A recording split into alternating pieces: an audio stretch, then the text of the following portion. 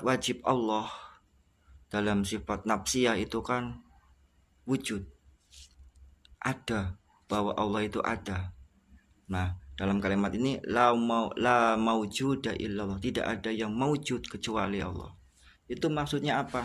Dan untuk memahami kalimat ini, kami akan mengklarifikasikan, menjelaskan dengan berbagai macam pandangan atau sudut pandang keilmuan, dan juga konsep ini akan menjelaskan tentang konsep wujudnya Allah berdasarkan sesuai dengan berbagai macam perspektif atau berbagai macam pandangan.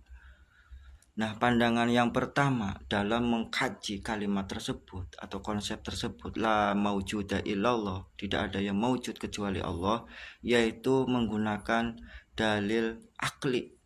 Dalil akli itu dalil akal yang bersumber tentang hukum sistem perumusannya itu hukum kausalitas, hukum sebab akibat.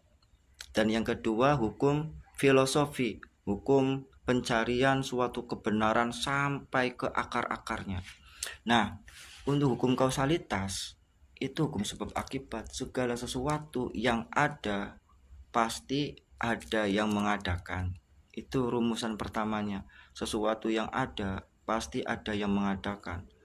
Adanya pulpen pasti ada yang mengadakan, ada yang membuat, yaitu pabrik pulpen. Adanya gelas pasti ada yang mengadakan, yaitu pabrik gelas, dan juga ada bahan-bahannya. Adanya meja ini pasti ada yang menciptakan, ada yang membuat, ada yang mengadakan. Itu hukum wajib ya, hukum yang harus wajib di dalam keilmuannya, di dalam keilmuan hukum kausalitas.